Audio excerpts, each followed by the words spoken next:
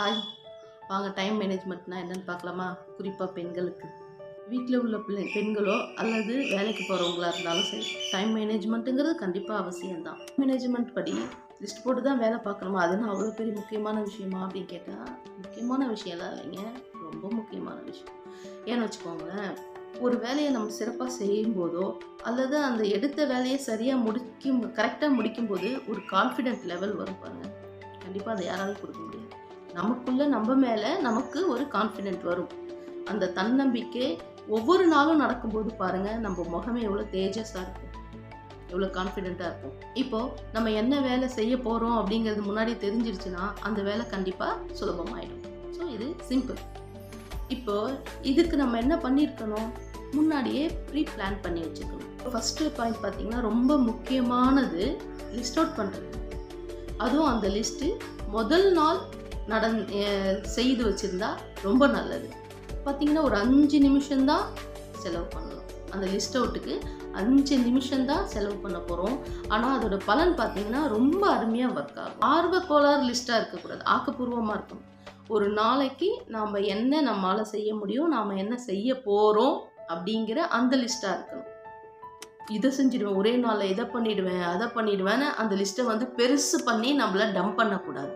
அது ஒரு நியாயமான லிஸ்ட்டாக இருக்கணும்.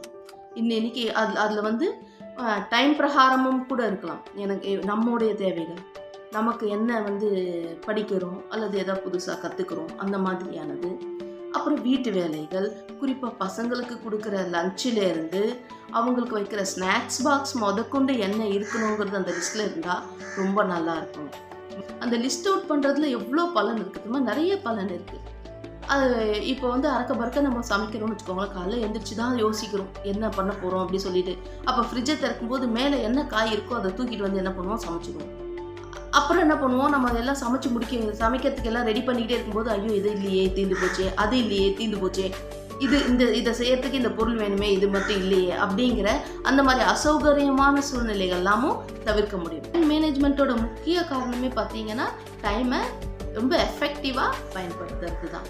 எஃபெக்டிவாக பயன்படுத்துறது அப்படின்னா எல்லா வேலையும் நானே பண்ணுறேன் அப்படிங்கிறது கிடையாது. அந்தந்த வேலைகள் அந்தந்த நேரத்தில் கரெக்டாக நடக்கணும் இல்லையா? அதுக்கு வீட்டில் இருக்கிற எல்லாரோட உதவிகள் தேவைப்பட்டால் நாம் அதை எடுத்துக்கணும். அந்த லிஸ்ட்டில் பார்த்தீங்கன்னா டைம் வாரியாக நம்ம லிஸ்ட் பண்ணியிருப்போம் இல்லையா?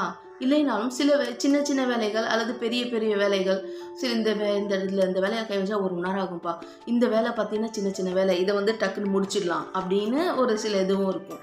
அது பிரகாரமும் பண்ணலாம். ஆனால்